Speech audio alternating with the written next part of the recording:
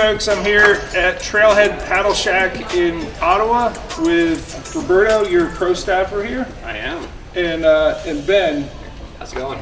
So this is the place you can come to get Torqeedo Ultralight, which is our kayak motor, 3 horsepower electric outboard, or the travel motor, which is a 3 horsepower electric outboard for canoes. Ben, if you wouldn't mind, just tell us a little bit about some of the different brands you have here. Yeah, thanks for coming up. Appreciate coming for a visit. You know, we're excited to have Torqeedo coming into our lineup, and we're a kayak fishing store. We do recreational boats as well, and a canoe store. We are a Hobie dealer, Wilderness Systems, Jackson kayaks, and we're also carrying skiff canoes that make a nice square back canoe as well. Thanks. We have one of these guys on too. Absolutely. So I'm looking forward to getting on the water with you the next few days. That'll be the rest of the video, so stay tuned. We have launched on one of your home bodies of water, and we're going to go find what, some smallmouth, largemouth, maybe some pike. That's right. We got all 3 species here. Big smallmouth here in this lake. I've caught also some big largemouth, and there's some key areas that also has some decent northern pike. Not as many, thankfully. That means that we're not going to be losing as many baits. Right. And yeah, let's hope for a fun day on the water. Cool. All right, we're going to do a bow to stern walkthrough of 2 what I'd consider fairly different approaches to setting up a fishing kayak. You obviously have the bow mounted trolling motor and a pedal drive. I do not have a pedal drive, but I have the stern mounted electric outboard, the Torqeedo Ultralight. There's a couple other differences, but I'm going to let you just walk through your Hobie Pro Angler 14, and then I'll just do a walkthrough. This is a Jackson kayak take 2. Okay, so we're going to start from bow to stern, how I have rigged my kayak. Like I said, everybody has a different way of doing it. I started with mounting a Motorguide XI3. To me, it's very important because of the spot lock capability. It's a 55 thrust mount, bow mount trolling motor, and it really does its job. Inside the hatch, I have everything, all my electronic components mounted on a Tim Percy mounting board, and I have the Panoptics, and I have the Yak Power module to control all my electronics here. Coming further closer to me, I have 2 Garmin 95 SV units. This one, I'm using it for just a regular sonar and charting, and this one, it will be my main Panoptics unit. I have a GoPro with a Dakota Lithium Power Box 10, which I can take anywhere. Never leave home without a paddle. In this case, the Copperhead Bending Branches Angler Pro. Well, we have the 360 system here from Hobie. Like Jeff mentioned, it's a 14-footer PA Pro Angler with the 360 unit. We'll do a demo in a few minutes.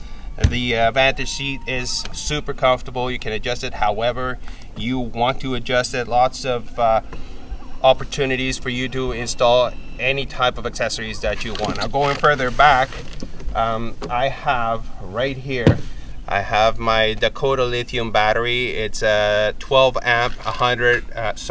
volt 100 amp power, and I haven't ran out of battery, and I've been using my motor for complete days, probably 8 to 10 hours every time I go out, and I haven't killed the battery yet. Yak Attack Blackpack Pro. This thing is amazing. It's a new 16 by 16. I have added, I think I have a total of 10 rod holders with their tether, so it's an amazing crate. It's an amazing tackle storage system, super light.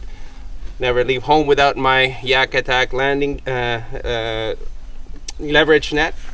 And I have also in the back, I have the opportunity to put 2 power pole micros, which won't be using them today because we're going to be fishing fairly deep. So that's it. That's a quick rundown of my rig. It's my tournament ready Pro Angler 14-360 from Hobie. So bow to stern on my Jackson kayak Take 2. This is actually meant to be a tandem kayak, so it comes with 2 seats, but I like to set it up for just myself so I can carry a lot of, obviously I got a lot of gear here. We'll start at the bow. I do have a an anchor wizard. This is just a retractable anchor setup so that if I need to hold position, maybe on a windblown point, I can lower that small mushroom anchor and it'll hold my position pretty good. Coming back, I do have it's a Pelican box that has a Dakota lithium battery in there that powers. This is a Humminbird Helix 10, so I have good side imaging with a transducer on this side that has the side imaging and down and my charts and everything else. I keep a lot of my tackle here, and this is a Lakeside Products sidekick, so anything with treble hooks, spinner baits, keep some soft plastics in there, and my lunch and my boga grip. The leverage landing net from Yak Attack. I have a kayak cushion here, makes it for a really comfortable seating. Coming back, I have the foot control steering for the 3 horsepower Torqeedo ultralight, and I keep the throttle. The throttle is right here. One nice feature of it is we have a magnetic kill switch. You know, when you're moving, if you were to come out of the seat, that magnetic kill switch cuts it off, and just makes for a real safe operation. Coming back, I have several Yak Attack Omega and Omega Pro rod holders. I like horizontal rod storage because if I go underneath branches or go underneath docks, whatever is overhanging, I don't like my rod sticking up. These rod holders will give me the opportunity to have them all pointed back, so I'm not worried about, you know, hanging on stuff overhead. I have the Yak Attack. This is the 13x13 Black Pack Pro. Keep all my soft plastics in there, and a rain jacket and leader material and all sorts of stuff in there. Coming back, I actually have 2 of the Torqeedo ultralight lithium batteries. One nice thing about our batteries is that they are IP67 rated waterproof, and what that means is you can submerge these batteries as they come in water up to 1 meter deep and no water gets in it. I could hook this up and it's good to go. So waterproof is an important aspect when you're dealing with lithium batteries, for sure. It also has a GPS unit in there that tells you your speed over land, and it actually helps you calculate your remaining range. For instance, if you know that you're 8 kilometers from where your launch is and you need to get back there, and you've run your battery down to say 40%, and you're giving it full throttle, and it says that you only have 6.7 kilometers remaining range, you can moderate that and have the remaining range display sit right on 8, and you know that you can get back safely. So I do have the Boondocks landing gear installed on my kayak, and these pull out and provide a way that they swing down, and it's transportation, so I don't have to take a lot of time hogging up the ramp. So I set everything up at the ramp away from it, and then I bring the whole thing down and can launch it directly into the water. So the Boondocks landing gear is a nice way to be efficient at your access points. And then obviously we have the Torqeedo Ultralight 1103 AC. So people sometimes want to know, I say it's a 3 horsepower equivalent electric outboard. What that means in terms of pound thrust, it's about 105 pound is if you're going to try to compare it to a trolling motor. But it's not a trolling motor, it's an electric outboard. It's got quite a bit more power. A lot of that power comes from rare earth magnets as opposed to the ferrite magnets you see in trolling motors. the rare earth magnets in the motor deliver between 6 and 7 times more power per weight, and there's a lot of them in there, so you're creating a tremendous amount of torque. This motor will actually move up to 1.5 tons in weight, no problem. So it's a high torque electric outboard, and I've actually covered up to 41.8 miles in a single day with one of these batteries, and that was on my home water down in Maryland on the Chesapeake Bay. You're able to do that because you have that remaining range knowledge that's displayed on the throttle, and that particular day I averaged about 2.8 miles per hour for 15.5 hours, so quite a bit of range in this setup. And this particular boat, loaded down with everything, I think coming across I was getting about 6.2 mile per hour, and with it empty I've achieved as much as 6.8 mile per hour. So I'll go ahead and list the kilometer per hour at the bottom. I know I'm an American and I'm speaking in miles, but we'll go ahead and put both of the that conversion down there at the bottom so you know what I'm talking about. But yeah, that's my Jackson kayak take 2, and we're gonna go catch some fish. So I've already seen a number of nice largemouth and some smallmouth here, but I keep looking at these panfish and I'm like, I gotta catch some of these beautiful fish here up in the shallows on this island. And look at the color on that. I'll switch back to the bass stuff here in a minute, but I always carry a trout magnet, and trout magnet catches everything. Such a simple little lure that when you just need anything to bite, it just catches them.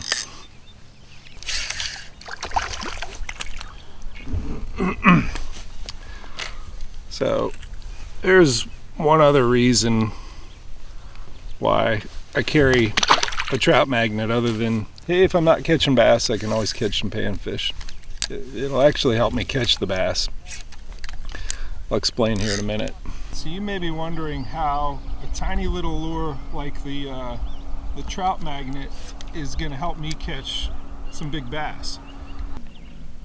I will hook up a bluegill or any other panfish with the with the trout magnet and just let him struggle a little bit, and I look beyond him to see, and he came to the surface pretty quick, but to see if there's a bass down there, because the bass will hang out, especially when they're post spawn, they will hang out around the bluegill beds eating the bluegill, and if you just leave one hooked up for a minute and let him struggle down there, he will call in the bass and say, yep, they're in this area.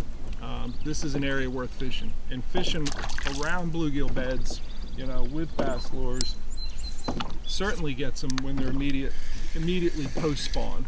And haven't seen one yet, but I've got a good set of loopholed performance eyewear, polarized glasses here, and I'm looking beyond for those dark shapes to come up behind the that hooked up bluegill to say, yep, there's some bass in the area. It's worth going back in there with a jig or something else. All right, there's a good smallmouth. So I've tied my Finesse jig on, and it was in the area where I saw, oh, that's a great fish. Stay buttoned. Where I saw all the bluegill beds, and this guy just chomped the Finesse jig I put down there. I absolutely dead sticked it. This is a great fish. I just gotta keep you buttoned. Man, that fish is significant.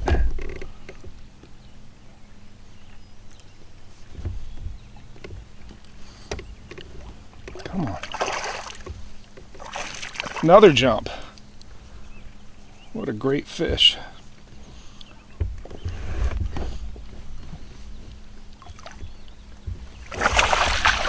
Get in the net.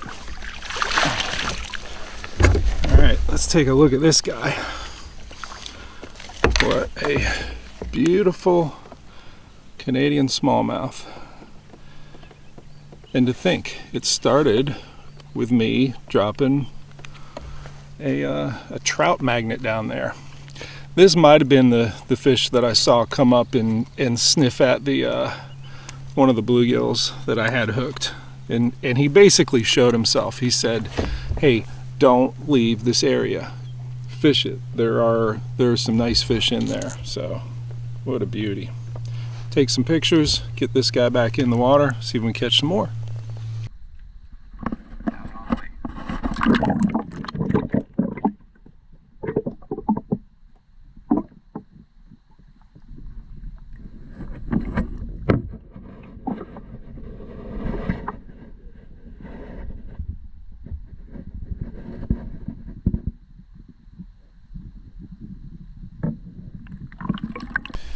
All right, so we have absolutely clear skies, no wind, very calm, and you can't always power fish when that's the case. And Roberto already got one on the drop shot, which is definitely a finesse type presentation. My finesse presentation is this this finesse jig. I actually tied this. I make it with the Do It molds. It's the Midwestern finesse jig is the mold. And I tie a round rubber skirt, a little bit of round rubber, a little bit of silicone in there. And the craw chunk trailer that I use is the Z-Man Bat Wings. It's, what is it, 2.5 inches or 2 3/4? Yeah, 2 3/4. So this gives it the craw appearance, and I actually top it off with a little bit of Liquid Mayhem in that craw scent.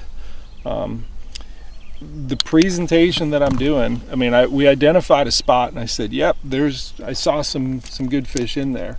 It is an absolute dead stick, and really I'm not hopping or dragging the bait as much as I am launching it out from a distance, letting all that, and I got I think it's 15-pound braid that goes to 10-pound fluorocarbon leader. I'm fishing it on the St. Croix Legend Extreme. I'm watching that go down until it sits right on bottom, and I'm nowhere near it yet because it's deep water right off that point there. But I'm dead sticking it. That fish, that 20-inch, 4-pound, 3-ounce smallmouth hit after that finesse jig had been sitting on the bottom. The Elaztec craw trailer kind of lifts up like this and just kind of wavers, and you just wait for that singular pop, and that's all I had, and that was enough that I could feel that fish whack it. And an absolute dead stick presentation for, I'm going to tell you, longer than 5 minutes. So you are setting a trap more than enticing a bite. If you're constantly moving it in this clear, super clear water, they don't usually eat it. But if you let it sit there and the curiosity gets the best of them, they gotta taste it. They gotta know. It's a good one. It is a good one.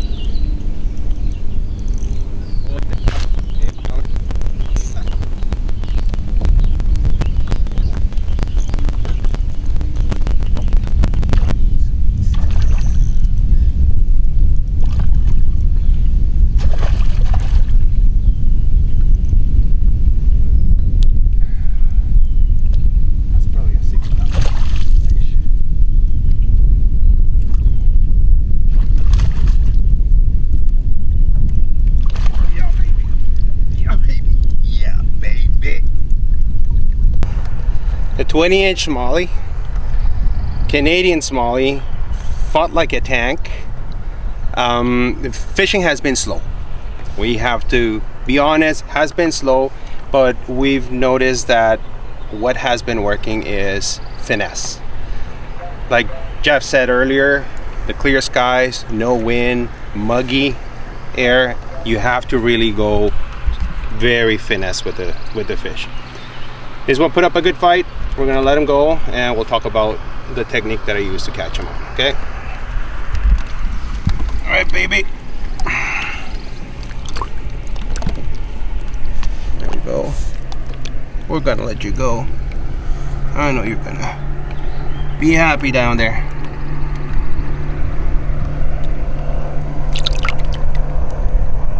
Nice.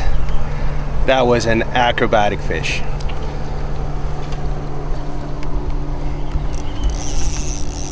So, first two fish that I caught were on the drop shot. I found that I was moving it too much, so I needed to give fish more time to hold on to the bait that I was presenting. So I slowed down even more, and I decided to go with something as simple as a wacky rigged Senko. It's just a simple rig. You tie your hook. This is a size 2 hook. You tie it directly to the line, and then you put your Senko. This is a 5-inch Senko. You just put it directly on the hook, and you just let it go wacky like that. This bait will come down very slow, and it will be doing this on the bottom, which will entice the bite.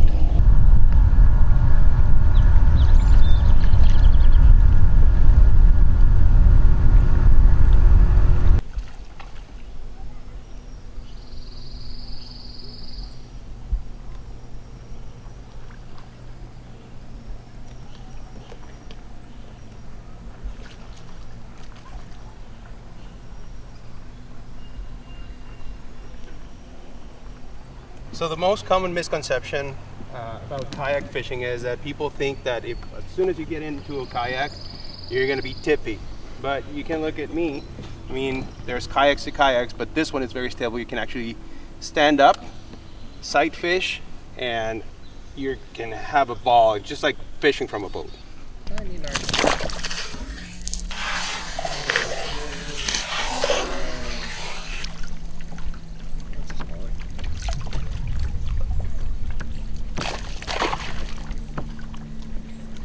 Come on, gangsta.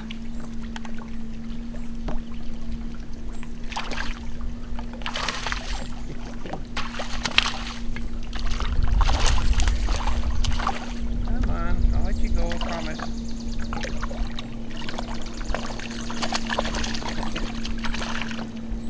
Yeah. I can also use a net. I should.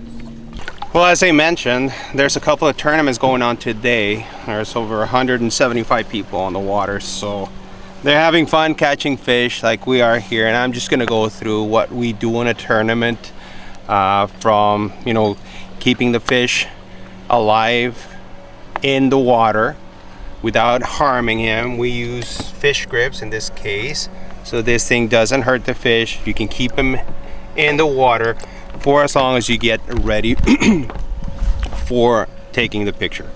So safety important, health of the fish is very important. So these things, especially the catch boards, they're aluminum, so they get hot with the sun, like the one that we're getting today. So one thing that we like to do is always wet the board.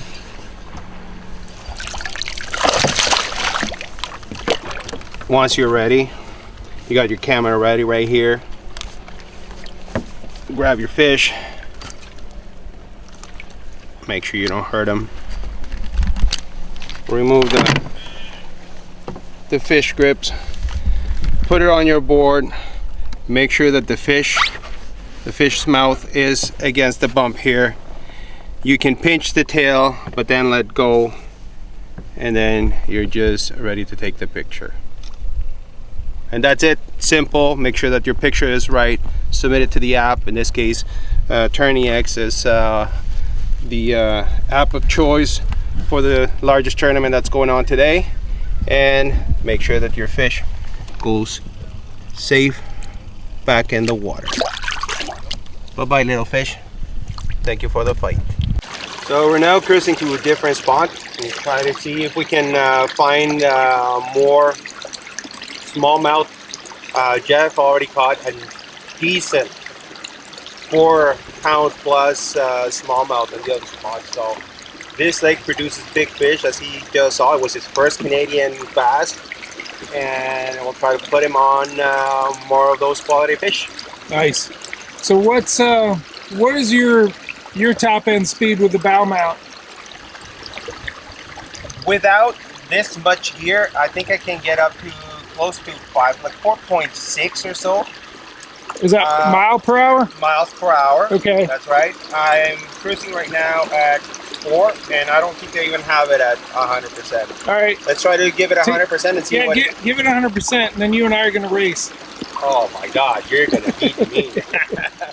I'm at 100%. Are you? 4.16 miles an hour. All right. I switched mine over to kilometers per hour on the throttle, and right here you can see I got 91% is the remaining battery percentage. I got, let's see, 33, more than 33 kilometers remaining range at this speed. I'm going at 6.6. Let's go ahead and mash that down all the way and see what my top end speed in kilometers. You can see it's pushing quite a bit. And see you later, Roberto.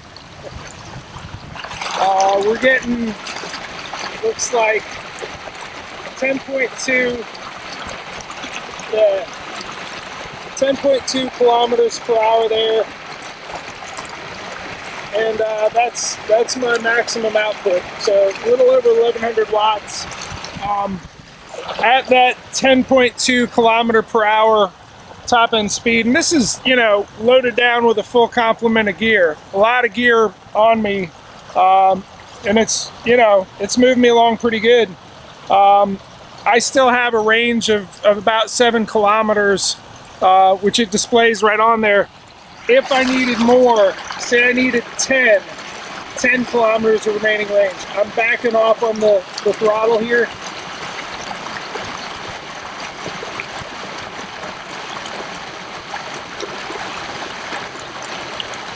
And that number's growing.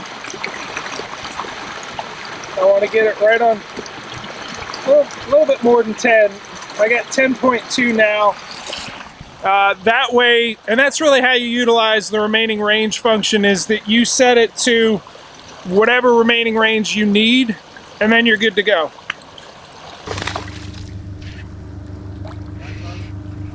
Yeah, it's a largemouth. Skipping up into the shade.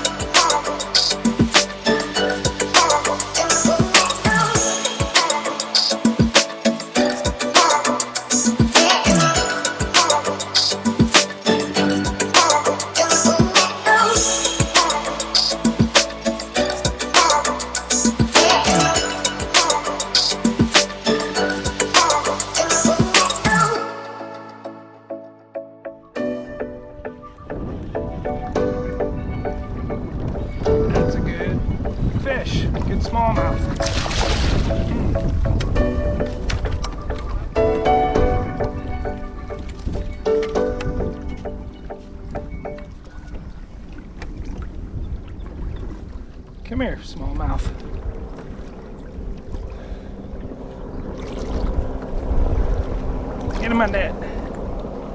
Get in my net.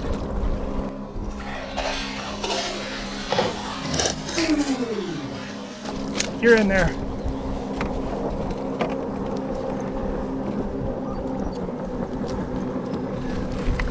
Beautiful. So this morning, with no wind, you know, the Finesse presentation, the Finesse jig made sense. But this evening, with the wind kicking up, you know, throwing moving baits is becoming productive.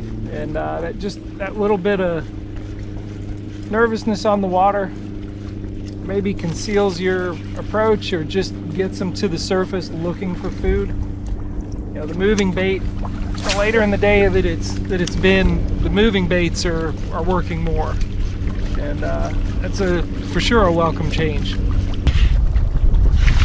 Oh, yeah, they're still eating the jackhammer. All right, we are heading out.